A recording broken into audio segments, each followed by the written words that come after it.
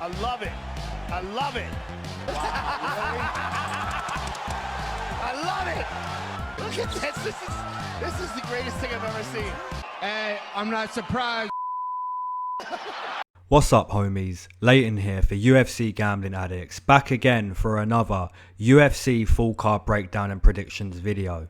This one's going to be UFC 251, and we finally make it to Fight Island. Fight Island is not a myth, we have made it. This event I'm very excited for. There's 3 title fights on this main card and a bunch of really super competitive matchups. As always, make sure you use your own techniques on the like button, whether that's a head kick or you're snatching an arm or choking the like button out. Tag up the subscribe button too. Now, we're not going to do a recap for last week's card purely because this card has 13 fights and some of these fights are going to take a good 5 or 6 minutes to break down. You know, this card is a very good card with a lot of decent matchups. As for profit last week, we basically broke even. Mike Perry saving the day with a plus 500 decision. Okay, we're going to jump straight into this card.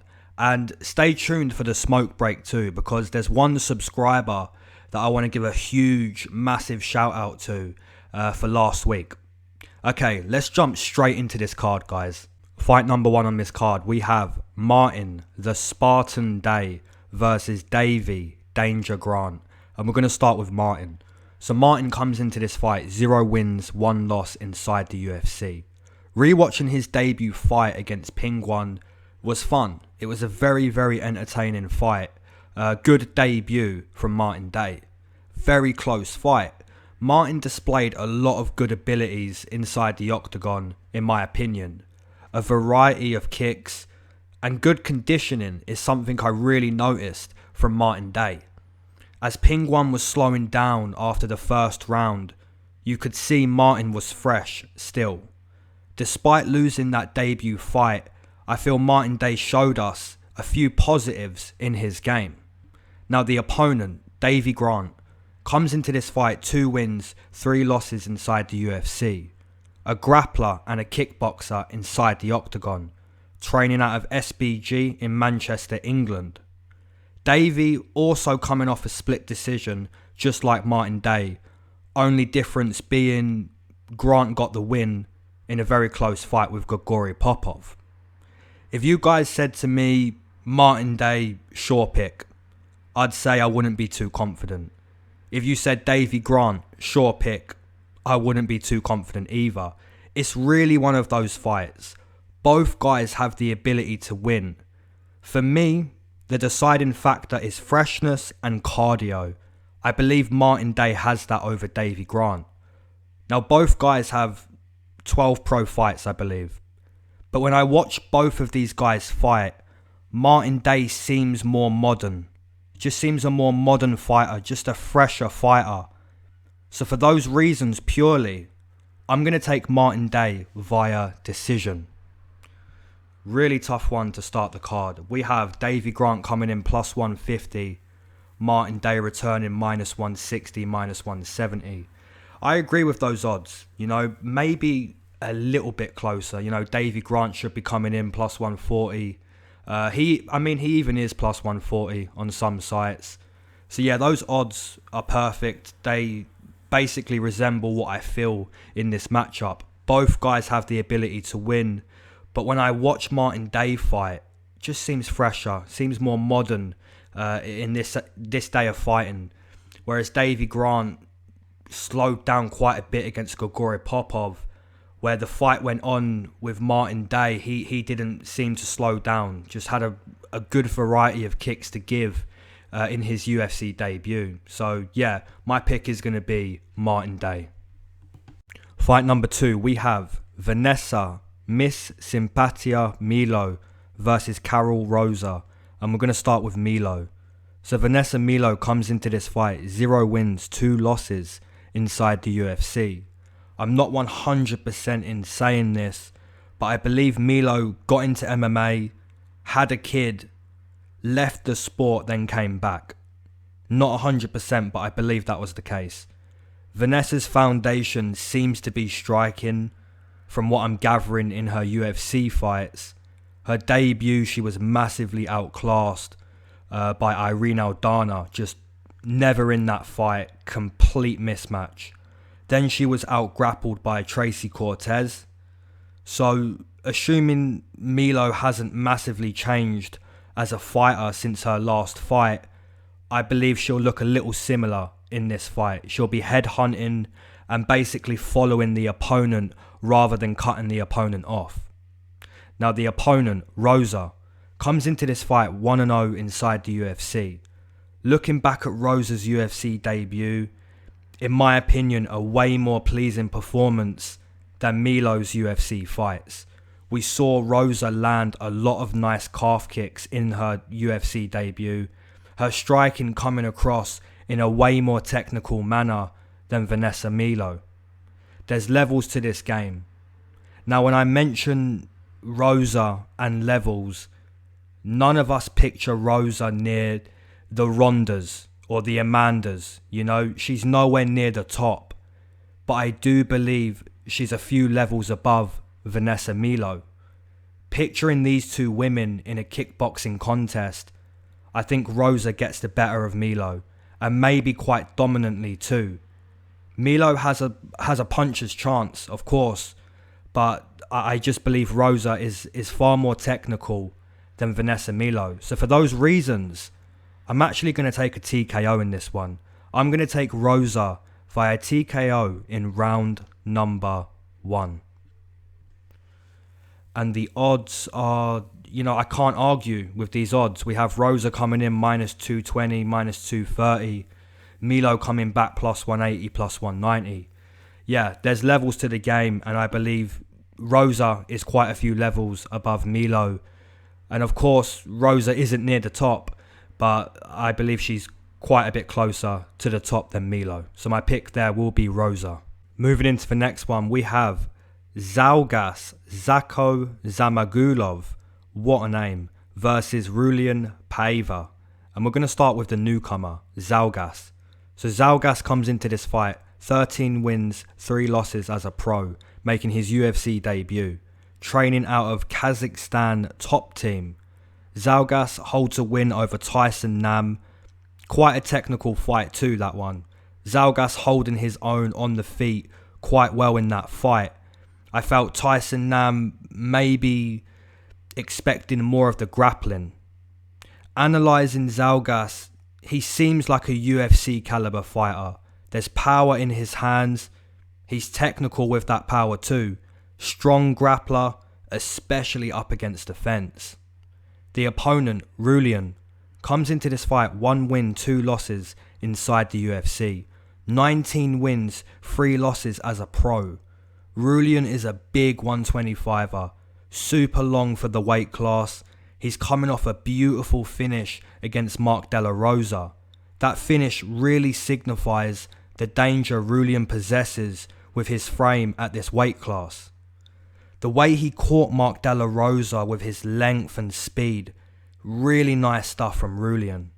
Previous to that, he's had a couple tough fights in the UFC, going 15 minutes with K Kara and a doctor stoppage against Bontorian. This is a really tough prediction to make. Despite Paiva being long and big for 125, he doesn't exactly have a big amount of punching power. I much prefer him as a striker coming forward rather than having his back to the fence.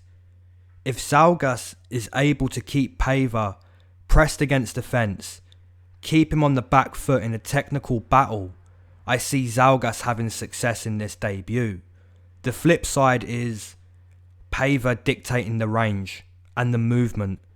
Either of those game plans are plausible game plans. Chances are we're going to see a bit of both.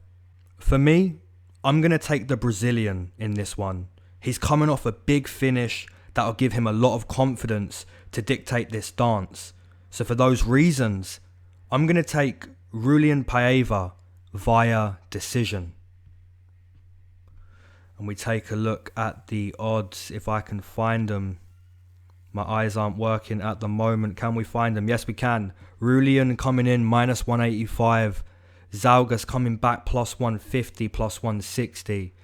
Yeah, those odds could be a little bit closer. You know, Rulian hasn't got a lot of power in his hands, but his frame, his length, his speed for the weight class does make him a danger in this fight.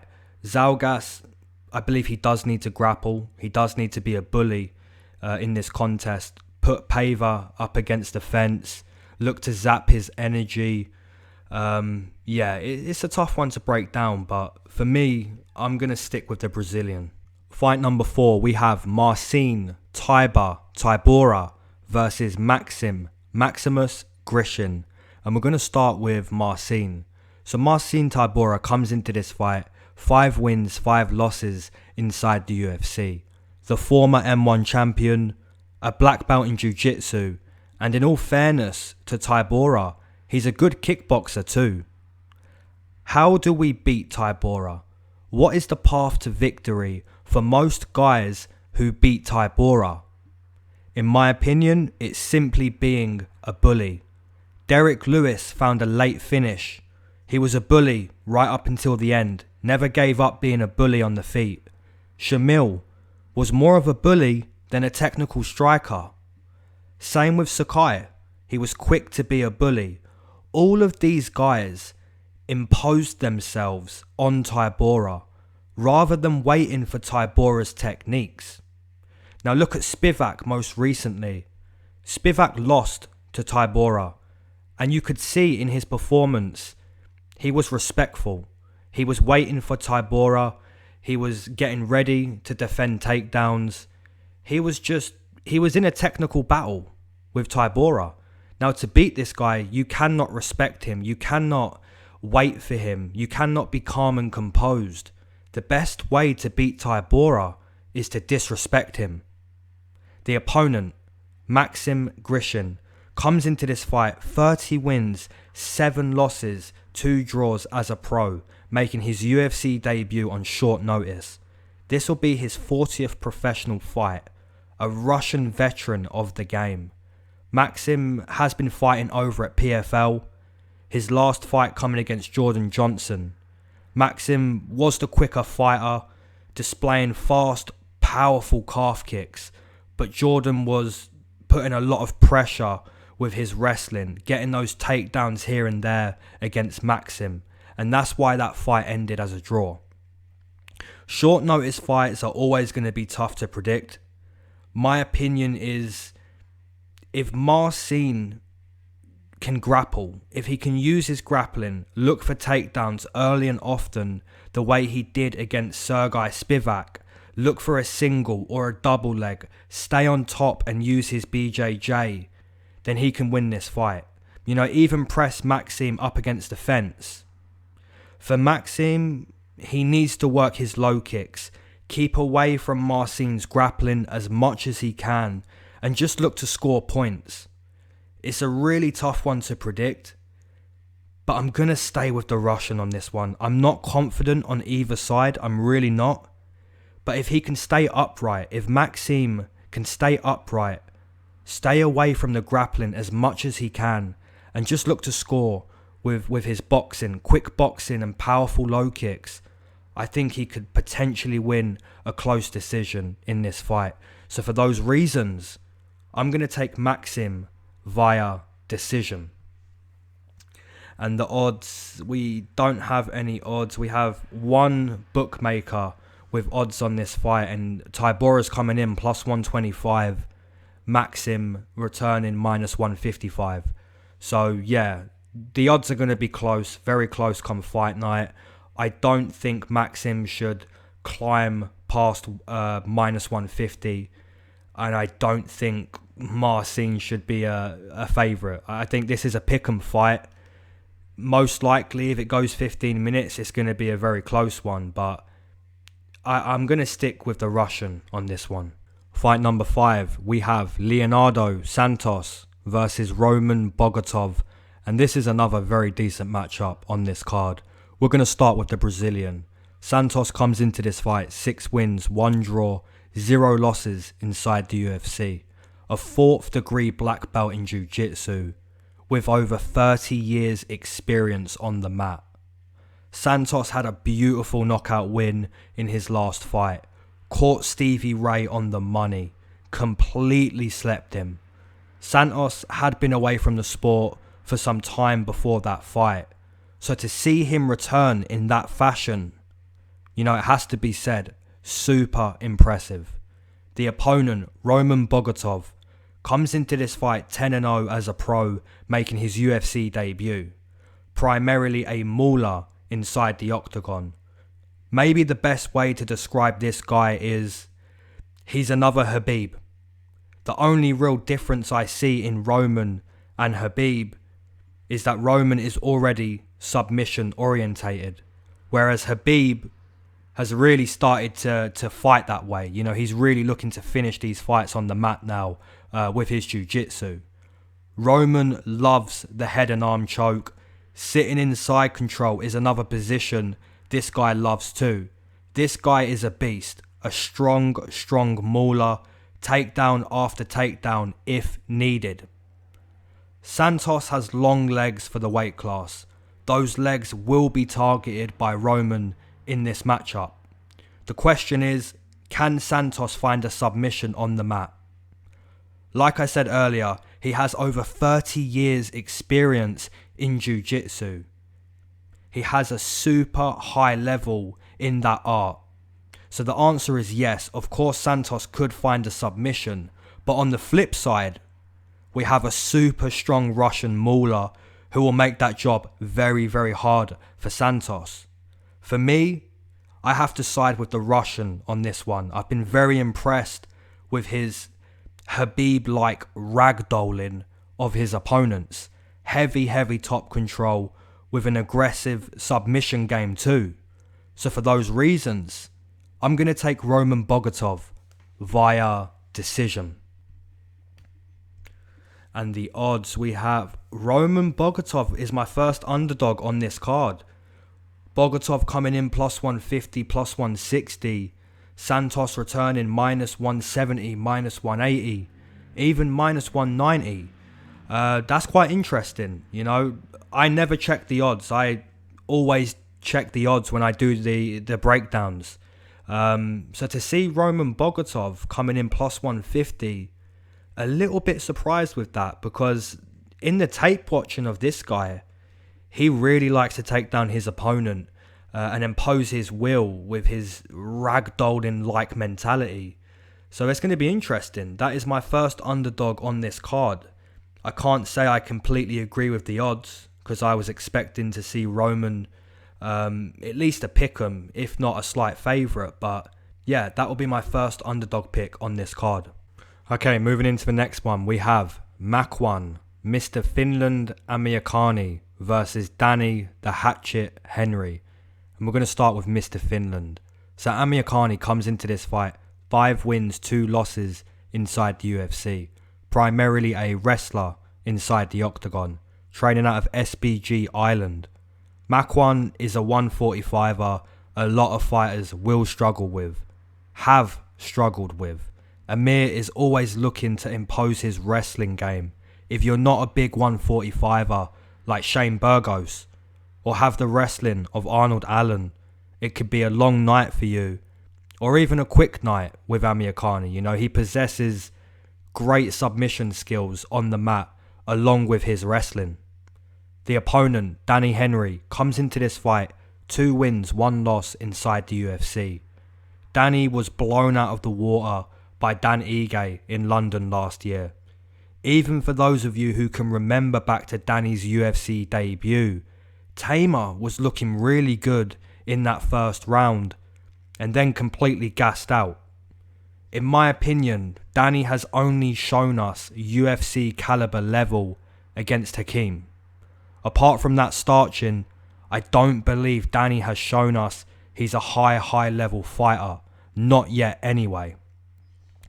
This one is kind of straightforward.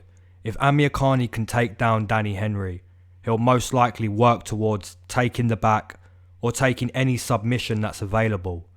If Danny Henry can stuff those takedowns or even survive for minutes on the mat with Amirkhani, give himself that chance of fighting past the first round, then he could start to take over with his striking on the feet. For me, the grappler is the pick in this one. I'm high on Amirkhani's wrestling ability, so for those reasons, I'm going to take Amirkhani via submission in round number 2. So checking the odds for that matchup, we have Marcin Amirkhani coming in -200, -190, -180. Danny Henry returning +160, +155, +170. Yeah, I can't disagree with those odds too much. A lot of faith is going into the Mach 1 line. You know, a lot of people obviously leaning towards that veteran experience that Mach 1 has in the UFC. This will be his 8th fight. He's a very, very good wrestler, and he's shown us that over his UFC career. You know, his stand-up game not really improving too much, but we know how good he is body to body. When he gets that takedown and starts to work towards submissions, Marcin Amirkhani is a beast. So that is going to be my pick for that one. Fight number 7, another fight that is very, very tough to predict. Just brilliant matchmaking here. Zaleski versus Muslim, King of Kung Fu, Salikhov. And we're going to start with the Brazilian, Zaleski. Zaleski comes into this fight 8 wins, 2 losses inside the UFC. Primarily a striker inside the octagon. Although Zaleski possesses really nice, sneaky jiu-jitsu too. You look at the way he wrapped up Curtis Millender really quick. And I know some of you guys will be saying, come on man, that's Curtis Millender. Still, that performance was very, very impressive from Zaleski. And the way he was able to finish Sean Strickland in the complete opposite fashion, you know, it really highlights how well-rounded Zaleski is. Looking at his most recent performance, you know, against Kunchenko, another performance that highlights how high level Zaleski really is. He had a setback against the Leech, came back and performed in such a composed manner against Kunchenko. Kunchenko is a great Muay Thai practitioner, and Zaleski put himself in basically no danger over 15 minutes against that guy. Was the performance entertaining and exciting? Not really, but Zaleski did what he had to do in that fight, and that was a composed, bounce-back performance. Never put himself in any real danger. The opponent, Muslim Salikhov, comes into this fight 3-1 inside the UFC, primarily a striker inside the octagon, a super high-level kickboxer. Salikhov has spent most of his career just kickboxing. He understands that art very, very well. He understands kicking range very well. Putting yourself in a kickboxing contest with Salikhov isn't a smart decision. This guy specializes at technical battles. The real advantage in this matchup, I believe, is the grappling. Zaleski has the much better jiu-jitsu. Could Zaleski put up a good fight with just kickboxing? Yes, he could, but that fight would be very, very close. The real advantage comes with the grappling. If Zaleski has the mindset that he'll take down Salikhov and look to dominate him on the mat, search for that submission, you know, take Salikhov out of what he loves to do, which is kickbox. I want to be in a technical kickboxing battle. If Zaleski has the mindset and game plan of taking Salikhov away from his foundation, that is the real advantage in this matchup. And if Zaleski does that, I believe he will have good success in this fight. So for those reasons, I'm going to take Zaleski via submission in round number 2. And the odds for this matchup, if I can find them. Yeah, the odds are perfect. Zaleski coming in -110, Salikhov returning -110. Both of these guys are pick'ems, you know, and rightfully so. Salikhov is a master at what he does. He is a very, very good kickboxer. Zaleski, in his own right, a good kickboxer, but the real advantage comes if Zaleski can take down Muslim Salikhov. If Salikhov can stay upright, then man, this fight really is minus 110 each side. The odds will only change if Zaleski can impose the advantage, and the advantage is jiu-jitsu. So my pick there is going to be the Brazilian. Volkan, No Time Ozdemir versus Jiri Prochazka. And this is another one, man, that's just super hard to predict. We're going to start with No Time. Volkan Ozdemir comes into this fight 5 wins, 3 losses inside the UFC. Primarily a boxer inside the octagon. Although over the years, Volkan really has improved as a mixed martial artist. His grappling, the most noticeable. He found beautiful TKO win against Latifi up against the fence. He put Dom Reyes up against the fence a lot. And Rakic too.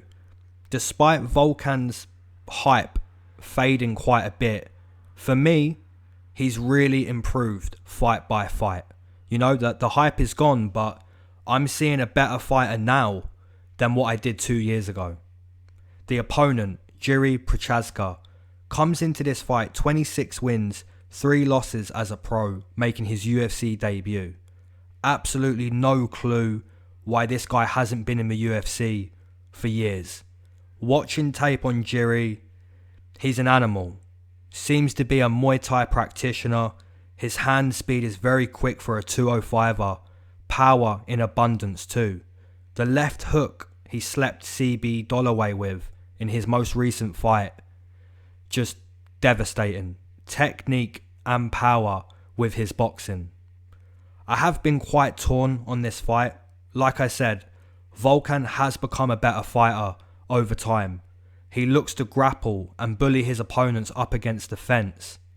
We know Volkan has good boxing, but the flip side is, if Prochazka can keep his back off the fence, keep this strictly kickboxing, I think at some point he is going to land something nasty, whether it's a left hook, a lead jab into an overhand. I'm not sure what boxing combination it will be, but I think at some point Prochazka will potentially drop and sleep Volkan. You know, and if he doesn't drop him and sleep him, I think, you know, round 1, round 2, round 3, he's going to just find moments where it looks way more significant with his punches. That's what I feel in this matchup. Like I said, man, Volkan really has improved as a fighter, fight by fight. The hype's gone, but he's a better fighter now than what he was with hype. So could he put Prochazka up against the fence, take him down, show him that, look, you're not going to make a name off of me in your debut? That's a real possibility. But for me, I'm gonna side with the newcomer. I just think his hand speed, his power, and if he can stay away from the fence and avoid being taken down, I think he could beat Volkan Ozdemir. So for those reasons, I'm going to take Prochazka to actually get a TKO in round number 2. And the odds for this matchup, we have Volkan Ozdemir coming in minus 150, minus 160. Prochazka returning plus 130, plus 135. Yeah, I'm a little surprised with those odds. I mean, I'm surprised, but at the same time, now I see them, I'm not that surprised. Volkan Ozdemir has become a better fighter. You know, even though he's losing to Dom Reyes, even though he's losing some of these fights, Anthony Smith, he has become a good fighter. Jiri Prochazka, you know, small underdog, and rightfully so, because this guy has power and technique. He's a good Muay Thai practitioner. That one's a real tough one to predict, but I'm going to take the underdog line for that matchup. Alright, my homies, you know what time it is. If you waited to smoke with me, amen.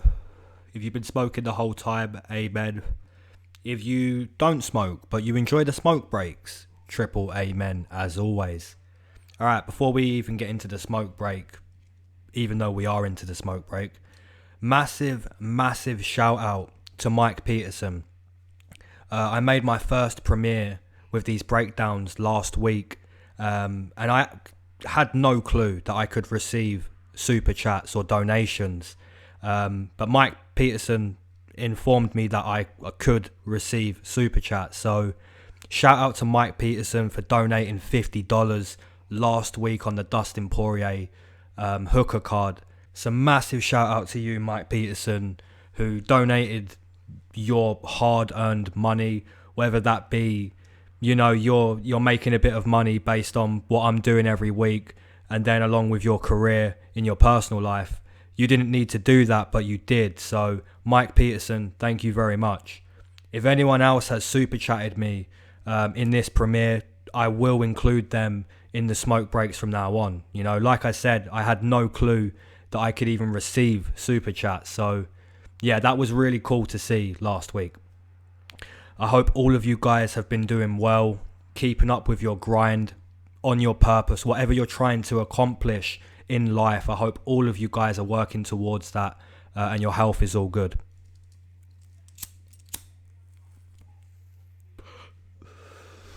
The gyms are nearly open in the UK, guys. We are so close to the gyms being open, and I can't wait. I mentioned last week the MMA gym that I'll be training at. I'll mention it again this week for anyone listening who lives in the Essex, London area. BKK Fighters in Colchester. There's a lot of top pros there. Arnold Allen started off at BKK. Says he always trains at BKK when he's home in England. And I'm looking at Gracie Barra in Chelmsford. If anyone has trained at Gracie Barra in Chelmsford or has any information on that jiu-jitsu camp, please let me know in the description, in the comments below. You know, I'm going to train and try to become a fighter myself. And I know at this point someone is thinking, you're smoking and you're going to try to become a fighter? This is the first time I've smoked this week. So, you know, if I sound a little bit like I've smoked on the main card when I get into those predictions, that is why. So, yeah, completely cutting down on the smoking. Will the smoke breaks ever go? To tell you the truth, probably not until I have a fight lined up. You know, if I have a fight next year at my first amateur fight, I'll probably stop for at least 4 or 5 months before that fight.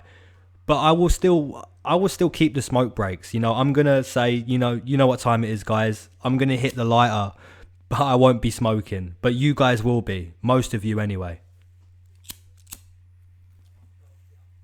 Alright, homies, let's get straight back into getting the rest of this card done, because this main card, the main card we have here with these 3 title fights, they're tough predictions, man. Even if you're confident on any of these title fights, you can't be too confident. It's a title fight. You know, the challenger is a rightful challenger. So let's get right into it. First fight on the main card, we have Paige 12 gauge Van Zandt versus Amanda Ribas. We're going to start with Paige. So Paige comes into this fight 5 wins, 3 losses inside the UFC. In 2020, primarily an Instagram model. Paige has fought some good opponents in her fighting career.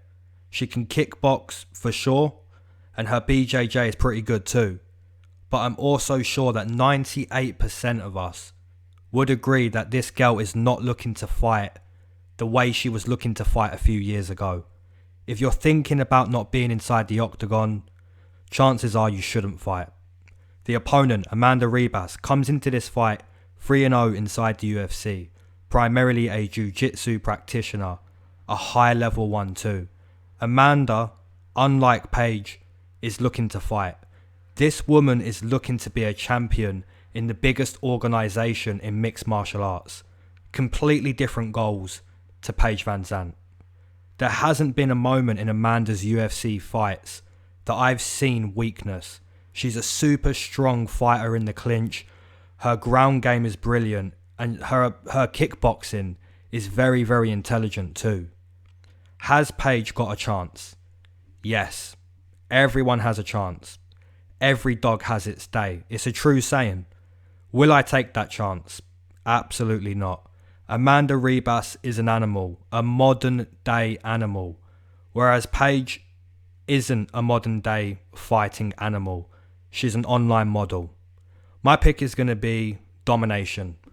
Amanda Ribas via submission in round number 1. And the odds with this matchup, if I can find them, as always, if I can, oh my good God, Amanda Ribas, minus 900, minus 800. The lowest price you can get on her is minus 645. Oh my God. Paige Van Zandt returning plus 600, plus 500. Is it worth a go? I mean, if you're made of money, do it, but I'm not going to play either line. I'm just going to watch and try to see if my prediction is spot on. So yeah, the pick is going to be Amanda Ribas.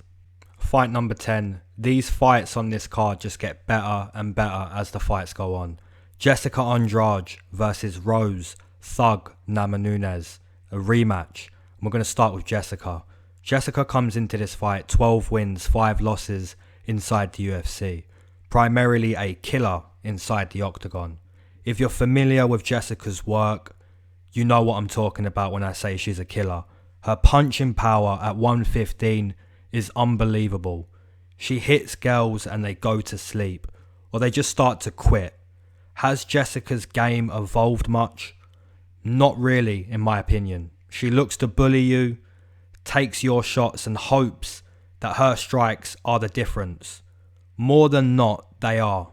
She lost her title to Wheelie, which none of us shame her for that. We know Wheelie is one of the best female mixed martial artists on this planet.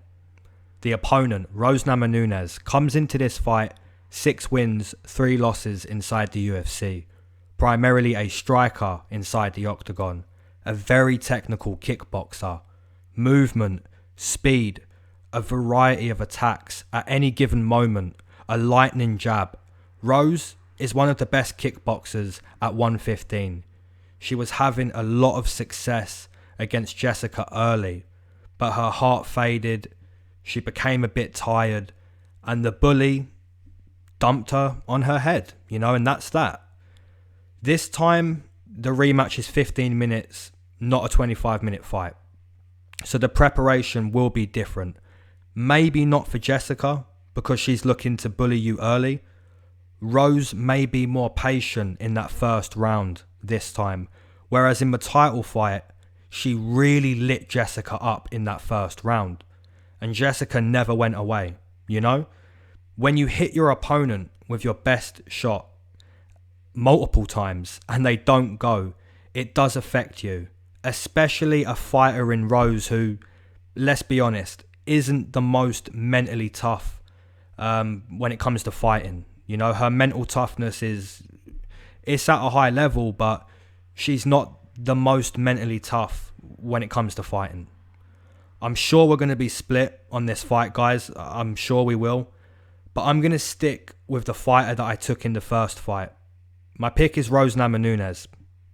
She's super technical, and I do believe she can win this rematch.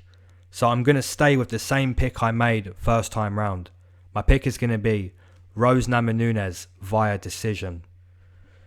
And the odds, we have Rose Namajunas coming in minus 200. So, I say we're going to be split on this fight, but according to the odds, more of you agree with me than disagree with me. Can Jessica win this fight again? Absolutely, she's a bully. If she takes Rose's best shots again for, let's say, 7 minutes, 8 minutes, and Rose Namajunas suffers with that mental toughness, gets a bit tired, starts to feel more of Jessica's strikes, then it could be the same story. But I'm going to take Rose over a 15-minute fight in this rematch. The co-main's co-main. The first title fight on this card, we have Peter No Mercy Yan versus Jose Aldo. What a fight this is. We're going to start with the Russian. Peter Yan comes into this fight 6-0 inside the UFC. Primarily a nasty Muay Thai striker inside the octagon. Peter loves to fight with a high guard. His boxing is sharp, powerful and quick. His constant pressure his willingness to fight in close proximity with each and all of his opponents to date. This man is a real problem in the 135 weight class. Now getting the opportunity to become a champion, and rightfully so. The opponent, Jose Aldo, comes into this fight 10 wins, 5 losses inside the UFC. The former 145 king, a legend of the game, now fighting at 135. A lot of us spoke about how Jose just wouldn't be right dropping an extra 10 pounds. And in all fairness, he proved all of us wrong. Jose looked good against Maryna Moroz, it has to be said. Now, see, despite praising how good he looked and how he proved me wrong in that fight, and I know a strong 90% of you are going to disagree with this, but I always speak what I feel, man. I felt Maryna Moroz won that fight. I felt he won the first round. He lost the second round quite convincingly. But in that third round, if you go back and watch that third round again, and I know a lot of you are going to disagree, Marlon actually landed the bigger strikes in that third round. I think we was just more impressed with how well Jose Aldo performed in that fight, because I still give that close fight to Maryna Moroz. But despite that, Jose Aldo did prove me wrong, man. He looked good at 135. Could Jose Aldo become a champion just one last time before his time is up? That's what he's been searching for ever since Conor McGregor embarrassed him. The answer is yes. Jose Aldo absolutely has the ability to sleep Peter Yan. But it's 2020. Jose Aldo isn't the Jose Aldo of 10 years ago. Those nasty low kicks are rarely a part of his game anymore. Peter Yan is the future. He's been on a tear ever since he signed for the UFC. Every opponent he has faced, he has imposed his dominance. And I believe he does that again in this fight. He'll pressure Jose Aldo with aggression, and he'll eventually find a title winning shot, in my opinion. So for those reasons, I'm going to take Peter Yan via TKO in round number 2. And the odds they're quite deep, man. I want to say they should be a little bit closer, but it is Peter Yan's time. Peter's coming in minus 230, minus 240. Jose Aldo returning plus 200, should be a little bit closer, but at the same time, Peter Yan is an animal, so aggressive. His Muay Thai, the high guard, just willing to fight each and every one of his opponents in close proximity. Just a really aggressive fighter, a nasty guy in there. Jose Aldo, can he perform the same way he did against Maryna Moroz, even find a finish? Yes, he's good enough. He's good enough to do that, but for me, it's Peter Yan's time. Co-main event time, homies. We have Alexander the Great Volkanovski versus Max Blessed Holloway. And we're going to start with the champion, Volkanovski. Alex comes into this fight 8-0 inside the UFC. Primarily a well-rounded mixed martial artist inside the octagon. A very, very strong wrestler. An intelligent fighter too. Completely nullified Jose Aldo up against the fence. Really intelligent game plan. Volkanovski also displayed a beautiful kicking game against Max Holloway in their first fight. Even had more output than Holloway, and that's pretty unheard of. Volkanovski, rightfully the champion of 145. He has a great camp behind him, and you can see fight by fight how good Volkanovski really is.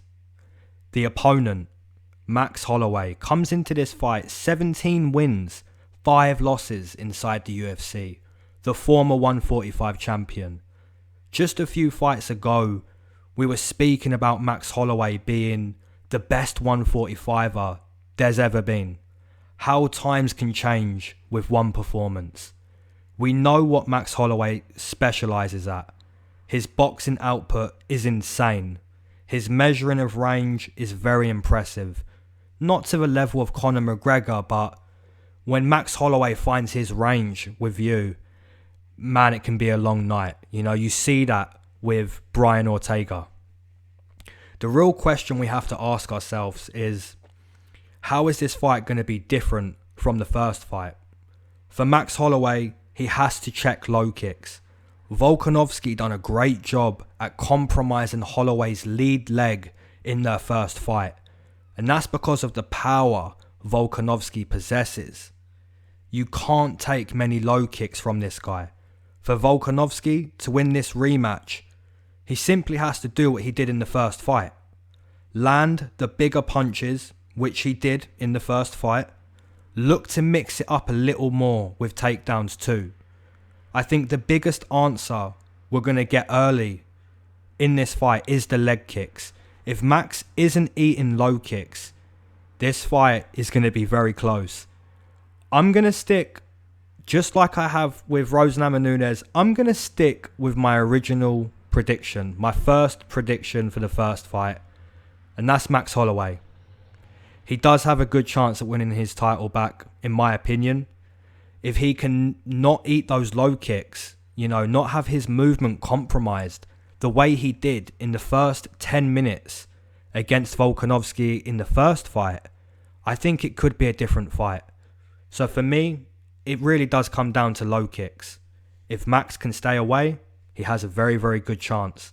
If he can't stay away and Volkanovski finds those powerful, powerful kicks again, then it's going to be a repeat. But my pick is going to be Max Holloway via decision to win back his title. And we have Max Holloway coming in plus 170, plus 160. Rightfully so. You know, Volkanovski not only beat Max Holloway in the first fight, but beat Max Holloway at his own game. Output. Volkanovski never slowed down. He was fresh in round 4, round 5. He looked like a champion, and he is a champion. Volkanovski coming back minus 200. You know, I know a lot of you guys are going to be on Volkanovski, and rightfully so, because he displayed how much of a champion fighter he really is in the first fight. But we cannot forget what Max Holloway has done in his career. Both of those wins over Jose Aldo, super impressive. The display against Brian Ortega. Max Holloway, without a doubt, has the chance to win back his title in this fight. Before we get into the main event, if you've enjoyed any part of this breakdown, please make sure you have decapitated the like button and the subscribe button too. Alright, main event time, homies. We have Kamaru, the Nigerian Nightmare, Usman versus Gilbert Burns. And we're going to start with the champion, Kamaru Usman. Usman comes into this fight 11-0 inside the UFC. Primarily a wrestler inside the octagon. Primarily the modern day Tyron Woodley. Or the 170-pound version of Khabib, whichever you prefer. Usman has unbelievable conditioning, which we already knew before the Colby fight, but even more so after that fight. He has the ability to kickbox for 25 minutes or wrestle for 25 minutes. We've seen both. How do you beat Kamaru Usman? You have to finish this guy. The opponent, Gilbert Burns, comes into this fight 12 wins, 3 losses inside the UFC. Primarily a jiu-jitsu practitioner, a super high level black belt, a nasty Muay Thai striker too.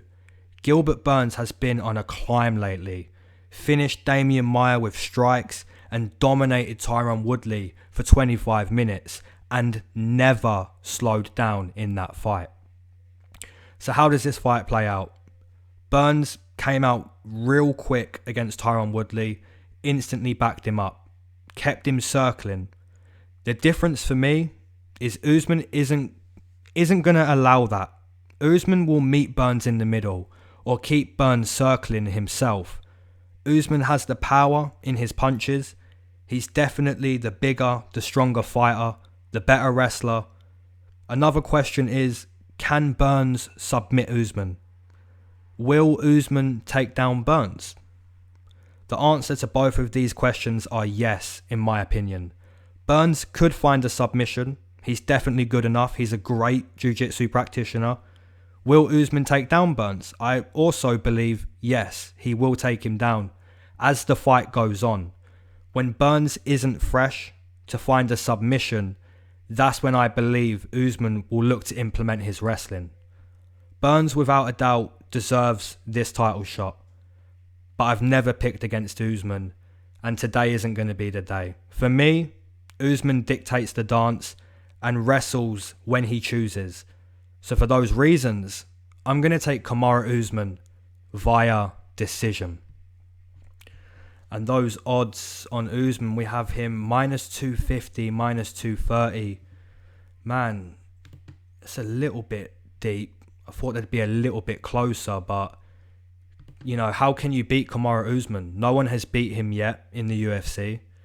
And apparently, from what we're seeing, based on history, the only way to beat Usman is to finish him. You know, no one has come close to a decision win. So for Burns, I think he has to find a submission or TKO Usman at some point. Can he do it? He's certainly good enough to, but for me, I have to stick with Kamaru Usman. Alright homies, if you've enjoyed this breakdown, let me know in the comments below. Let's get engaging. And if anyone has super chatted me in this breakdown, thank you very much. I will include it in next week's breakdown. Alright guys, peace.